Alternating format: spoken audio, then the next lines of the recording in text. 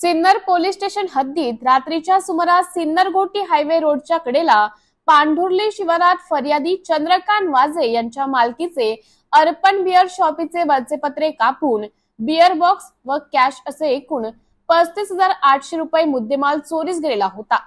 चंद्रकांत वाजे यांनी दिलेल्या फर्यादीनुसार सिन्नर पोलीस स्टेशन येथे गुन्हा दाखल करण्यात आला होता।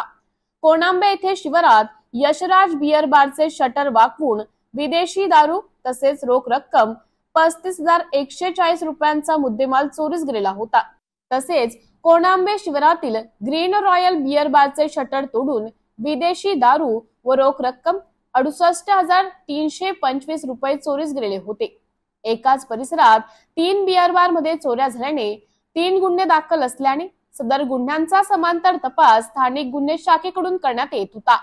यातील आरोपितांनी सीसीटीव्ही कॅमेऱ्याचे डीव्हीआर मशीन देखील चोरून नेल्याने घटनास्थळावर कुठलाही पुरावा नव्हता।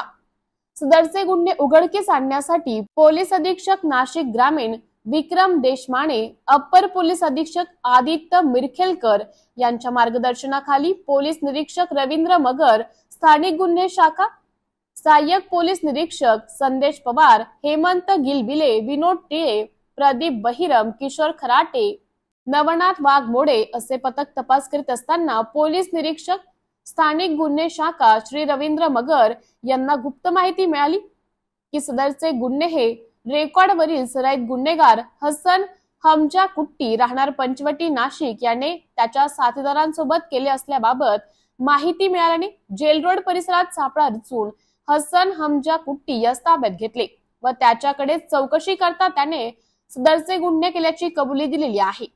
त्याच्याकडून चोरीला गेलेले 10,000 रुपये रोख रक्कम हस्तगत करण्यात आलेली आहे। सदरच्या गुन्ह्यात त्याचा एक साथीदार फरार असून त्याचा पोलीस पथके शोध घेत आहेत। हसन हमजा कुट्टी वय 45 वर्ष यास पुढील तपास कामे सिन्नर पोलीस स्टेशन यांच्या ताब्यात देण्यात आले आहे। हसन हमजा कुट्टी हा सराईत गुन्हेगार असून त्याच्यावर यापूर्वी महाराष्ट्र राज्यासह परराज्यात 30 पेक्षा जास्त गुन्हे दाखल आहेत। स्टार न्यूज साठी मोर्शिन पठाण, नाशिक।